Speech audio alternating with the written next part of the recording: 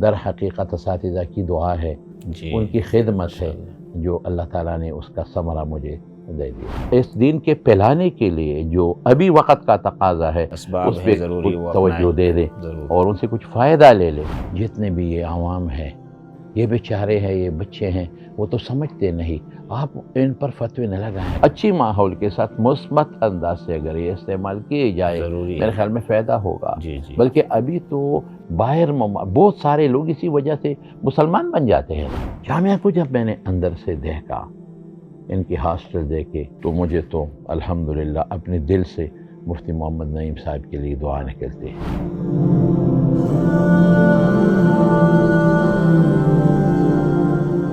بسم اللہ الرحمن الرحیم۔ عزیز الرحمن عظیمی، بنوریہ میڈیا کے توسط سے آپ سے مخاطب ہوں۔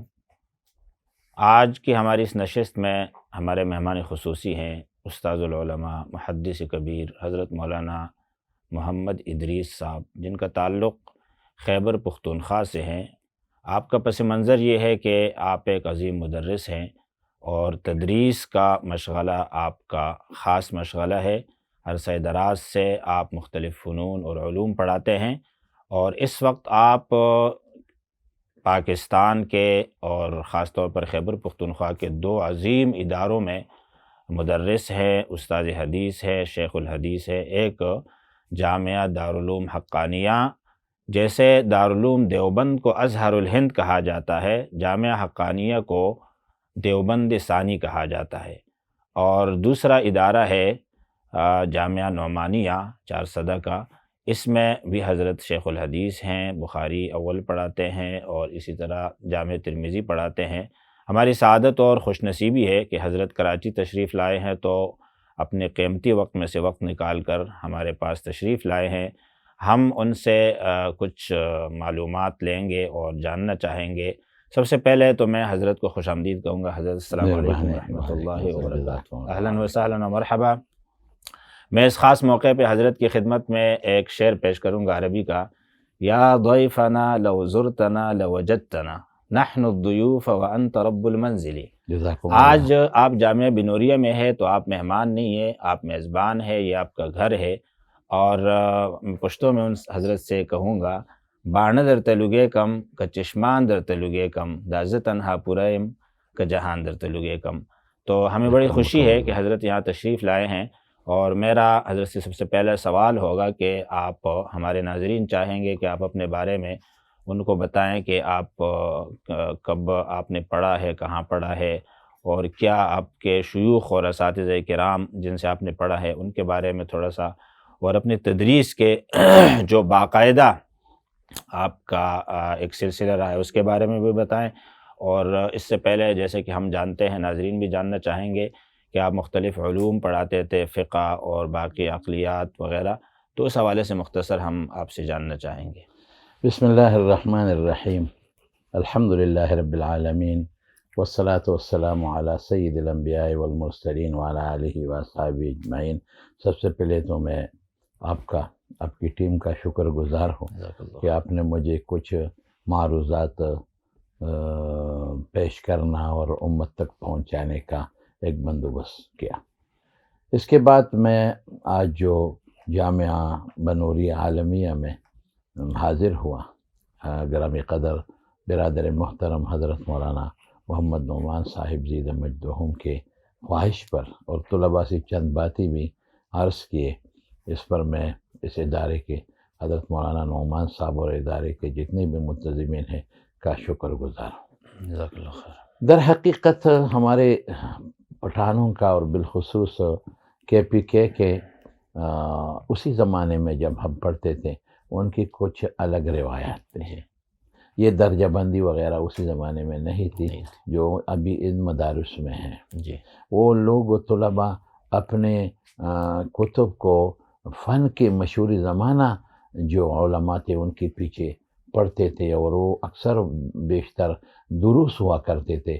مدارس کا باقاعدہ نظام نہیں تھا، کچھ چند مدرسے تھے ضرور لیکن عام مدارس نہیں تھے۔ ایک مسجد میں ایک مولانا صاحب بیٹھا تھا، اس کو فقیہ مولوی سے وہ لوگ پکارتے جی تھے، جی، دوسرا منطقی ملا تھا، دوسرا جو تو وہ اصولی نحوی ہوتے تھا تھے، اور اصولی جی تھا جی اور ادب والا تھا، تو ان کے پیچھے لوگ دوڑتے تھے اور پڑھتے جی تھے۔ یہ کسی کا بھی سوچ نہیں تھا کہ ہم کو کوئی ڈگری مل جائے یا صنعت مل جائے، جی جی بس اسباق کے پیچھے لگے ہوتے تھے۔ یہ بھی ایسا بھی تھا، ایسا دور بھی تھا کہ مدارس میں جو طلباء پڑھتے تھے تو وہ بھی ایک کتاب ہدایت وہ پڑھتے تھے، دوسری طرف وہ منطق کا ایک کتاب پڑھتا تھا، بس یہ دو کتابوں پر وہ اکتفا کرتا جی تھا۔ جی دیگر کتب تھے لیکن ان اساتذہ پر ان کا اعتماد نہیں ہوتا جی، تھا، اللہ تو وہ الگ زندگی تھی اور ایک الگ دور تھا۔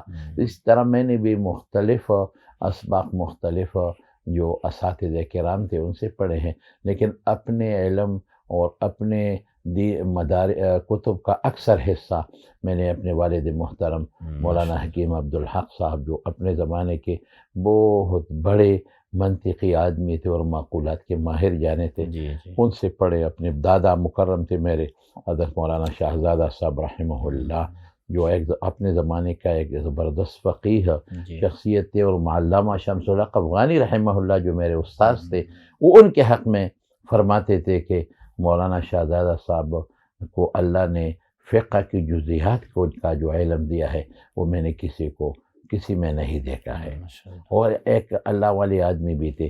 دوسری یہ کہ میرے اساتذہ میں مولانا عبدالسلام صاحب دلبوڑی والے، اچھا وہ بھی میرے جی استاذ جی تھے اسی زمانے کے۔ مولانا عبدالحلیم صاحب، بڑے عبدالحلیم صاحب، جی جی وہ بھی میرے استاذ تھے۔ مولانا محمد علی صاحب، یہ ہزارے والے، جی جی یہ بھی میرے استاذ، سات والے، یہ بھی میرے استاذ تھے۔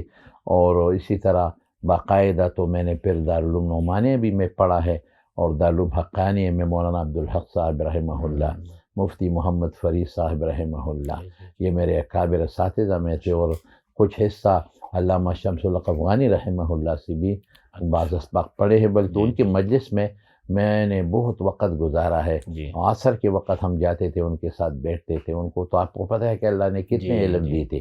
اور اس کے ساتھ ساتھ ایک یہ بھی تھی کہ میں نے طالب علمی کے دور میں پھر میں نے بعض طلباء تھے ہمارے والد صاحب اور میرے دادا کے پاس آتے تھے، تو ان کو میں پڑھاتا بھی تھا اور پڑھاتا بھی تھا۔ اور یہ بھی ہے، میں بطور تحدیث پہ نعمت یہ بھی کہوں کہ میں 21 سال کی عمر میں مدرس بن گیا، الحمدللہ 21 سال کی عمر میں۔ اور پہلی تدریس جو میں نے شروع کی دارالعلوم نعمانیہ سے شروع کی، بس رفتہ رفتہ، لیکن میں نے اپنا وقت یہ فالتو نہیں سمجھا تھا۔ میں چھٹیوں میں بھی لوگوں کو پڑھاتا تھا، چھٹیوں میں یہ میراث کا دورہ کر رہا تھا، نحو کا دورہ، معقولات کا دورہ کر رہا تھا، اور یہ مختلف کتب وغیرہ پڑھاتے تھے۔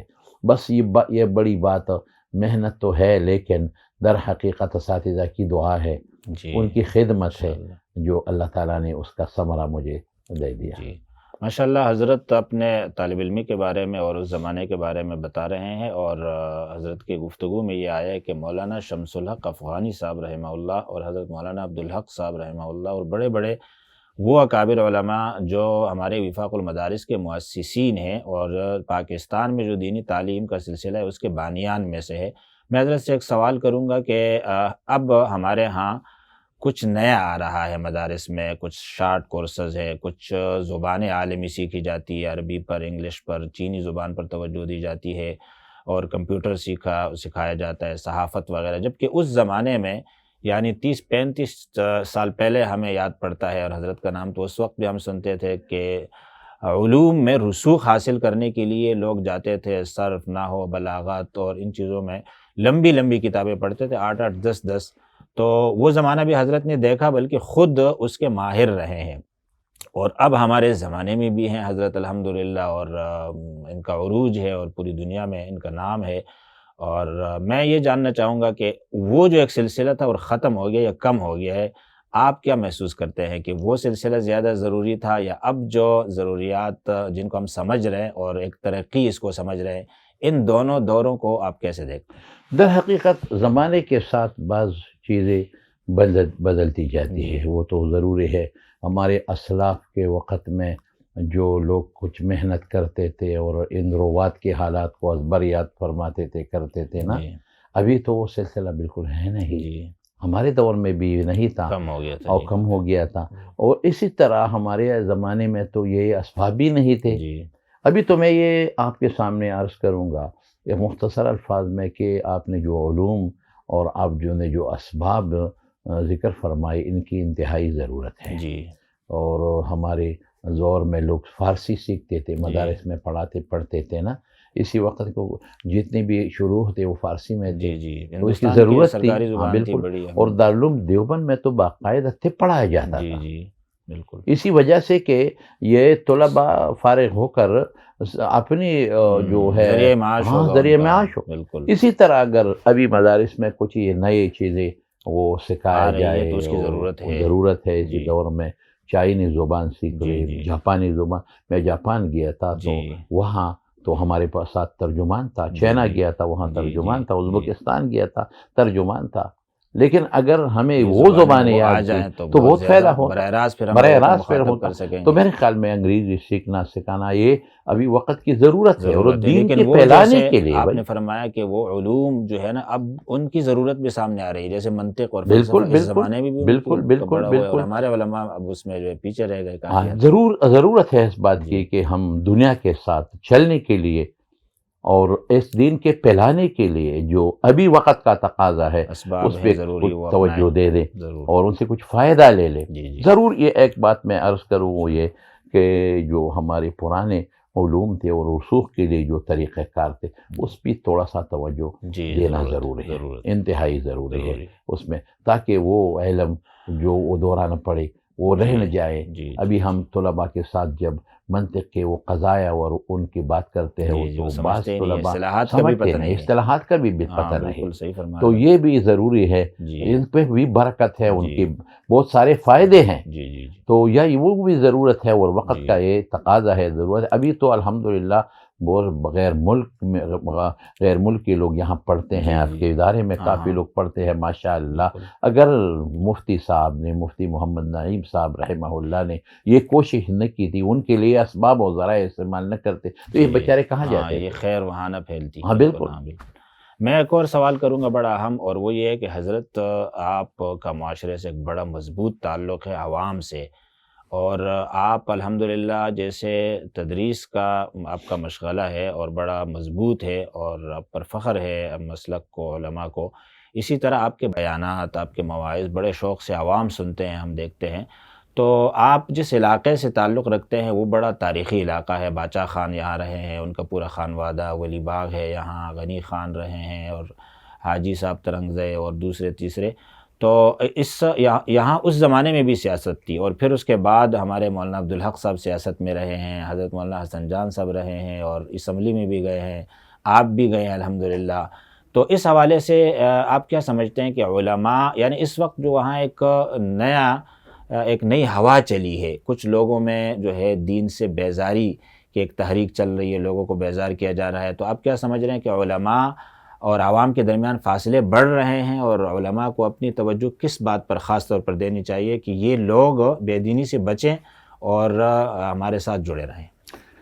در حقیقت ہمارا جو علاقہ ہے کہ پی کے اور خصوصاً ہم ادر چارسدہ اور نوشیرہ اور پشاور کا علاقہ پہلے سے علماء کا ایک اہم جگہ رہا ہے الحمدللہ، اور بزرگوں کا نظر اور ان کا سایہ ان پر رہ چکا ہے۔ جی حاجی صاحب ترنگزئی تھے، حاجی محمد امین صاحب جی تھے، اور جی بڑے بڑے اکابر جی گزرے جی ہیں وہاں نا، تو ایک تو ان لوگوں پر ان کا اثر رہ رہا ہے، غالب ان کا اثر تھا ابھی بالکل۔ تک ہے۔ جی جی دوسری بات یہ ہے کہ وہاں بہت بڑے بڑے علماء گزرے ہیں، جی شیخ مولانا محمد حسن جان صاحب میرے سسر بھی تھے، جی جی جی اور اسی طرح علامہ شمس الحق افغانی صاحب تھے، بڑے بڑے علماء تھے، جی تو ان کا بھی ایک اثر وہاں رہا ہے ابھی تک ہے، ابھی تک الحمدللہ، ابھی تک عوام پر وہ جی اثر ہے، جی اور دینی رسوخ بھی وہاں الحمدللہ بہت زیادہ ہے، الحمدللہ۔ تو لوگوں کا، اور ہمارے علماء بھی ایسی زندگی گزارتے ہیں، اگرچہ ضرور بعض علماء کوئی ضرور ایک سیاست کے ساتھ جڑے ہوئے ہیں، جی ضرور بھی ضرور، یہ تو ایک اسی لازمی دور ہے۔ کا ایک تقاضا ہے، جی لیکن پھر بھی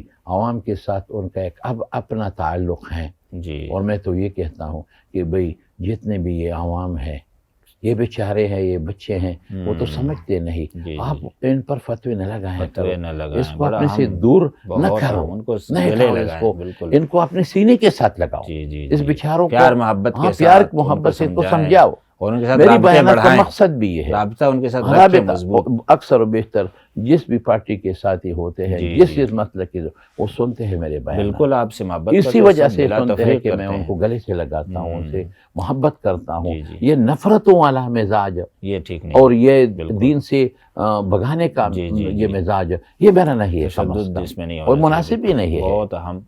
جزاکم اللہ خیراً. ایک آخری سوال کروں گا اور وہ یہ کہ الحمدللہ جیسے آپ براہ راست آپ کے خطابات اور بیانات ہوتے ہیں اور آپ سے ایک دنیا مستفید ہوتی ہے، سوشل میڈیا پر بھی آپ ہیں اور آپ اس کے تقاضوں سے کافی واقف ہیں، اور ہمارے ہاں بھی بنوریا میڈیا ہے. اس حوالے سے آپ علماء کو کیا پیغام دیں گے کہ ہمیں اس میں آنا چاہیے یا نہیں آنا چاہیے، اس کی افادیت ہے یا نہیں، یا اس کے خطرات سے کیسے بچا جائے؟ جی. در حقیقت ہر چیز میں مثبت اور منفی دونوں پہلو جی. ہوتے ہیں. سوشل میڈیا میں تو منفی پہلو بہت زیادہ ہے، بہت اس کو ہم زیادہ ہے. انکار نہیں کر سکتے. جی. اور آج ٹک ٹاک پر جو گندگیاں اور جو عریانیت جی کا جی. سیلاب ہے اور وہ جو پھیل رہا ہے، نوجوان خراب ہو رہے ہیں، بچے بچیاں برباد بالکل. ہو جا رہے ہیں، جی. تباہ ہو رہے ہیں، دین سے دور ہو جی. رہے ہیں، اور عریانیت اور لامذہبیت بلکہ ہماری طرف سے الحاد اس کے ذریعے اللہ سے اکبر. بہت پھیل جی رہا جی. ہے. اور یہ اغیار اس پر بڑی اپنا محنت کر رہے ہیں، محنت لیکن کریں. اسی میدان میں اسی اگر جواب بھی میدان ملے ابھی ان جی. کو اس کا جواب جب ہم جی. اپنے محراب سے اور نکل ممبر کر. سے بغیر اس کے دیتے ہیں، میرے خیال میں کافی مقابلہ نہیں. نہیں ہوا. ایک پہلوان جب اکھاڑے میں ہے تو اس کا جی. مقابلہ وہاں ہونا وہیں چاہیے تھا. تو ہمارے علماء کو چاہیے کہ مثبت طریقے تیاری سے کے استعمال ساتھ کرے، تیاری کے ساتھ، اور حدود اور وغیرہ کا بالکل لحاظ رکھ کر. بالکل اسی ہمارے امام بخاری نے کتاب الایمان اور آخر میں کتاب الرد الجہمیہ میں تو ہمیں یہ سکھایا ہے نا، یہ فرق باطلہ کے لیے آپ جی. اچھی طریقے سے رد بھی کریں نا. جی. تو ماحول کے ساتھ جی. اچھی ماحول کے ساتھ مثبت انداز سے اگر یہ استعمال کیے جائے ضروری میرے ہے. خیال میں فائدہ ہوگا. جی جی. بلکہ ابھی تو باہر بہت سارے لوگ اسی وجہ سے مسلمان بن جاتے ہیں جی بالکل. ان کے، اور آن لائن دروس بھی ابھی ہوتے ہیں. میں ایک سال بیمار تھا، دارالعلوم حقانیہ نہیں آ سکتا، تو میں نے آن لائن درس، یعنی ایک بڑی سہولت ہے، نعمت ہے ایک طرح سے. کوئی بھی جو اسباق میں ناغہ نہیں ہوا. جی جی. جامعہ کے بارے میں آپ کے خصوصی تاثرات؟ جامعہ تو میں سنتا تھا، جی جی، بہت سنتا تھا، لیکن میں نے اندر سے نہیں دیکھا. جی. آج میں آ کر حضرت مولانا محمد نعمان صاحب محترم، تو ان کی تو خواہش تھی کہ آپ ہماری دستبندی کے دن آ جائے، جی جی. لیکن ہماری مصروفیات ہے وہاں کے پی کے میں بہت زیادہ، جی. تو آج کچھ ٹائم دے دیا. جامعہ کو جب میں نے اندر سے دیکھا، ان کی ہاسٹل دیکھے، ان کا دارالفتہ جو نیا بن رہا ہے وہ اس کا وزٹ کیا، اور ان کے طلباء کو دیکھ لی. میں جب جہاں جاتا ہوں نا تو میرا دورہ مطالعاتی ہوتے ہیں، ماشاءاللہ. تو میں نے بہت کچھ یہاں دیکھ لیا. الحمدللہ. تو مجھے تو الحمدللہ اپنے دل سے مفتی محمد نعیم صاحب کے لیے دعا نکلتی ہے. بالکل بالکل. یہ بیچارے لوگ باہر ممالک سے آ کر یہاں پڑھتے ہیں، ان کے لیے زندگی کی تمام سہولیات مہیا کرنا یہ بہت بڑی بات ہے، اور ہزاروں بہت بڑی ہزاروں کی تعداد میں ہے، فیملیاں ہیں، اور ان کے ساتھ فیملیاں ہیں. بالکل. اور طلباء جو اچھے انداز سے بیٹھے تھے میرے بیان کے وقت، تو میں نے محسوس کیا کہ الحمدللہ یہاں ایک ادب اور تربیت بھی ہے ماشاءاللہ. اور پھر اپنے برادر عزیز مولانا محمد نعمان صاحب اور اسی طرح مولانا محمد فرحان صاحب، ان کی کاوشیں دیکھ کر، ان کے خلوص اور جذبہ دیکھ کر، بس آخر میں تھوڑی سی بات میں اس کا یہ خلاصہ میں پیش کروں گا کہ میرے دل سے دعائیں نکلتی ہیں. یہی بات ہے. ماشاءاللہ.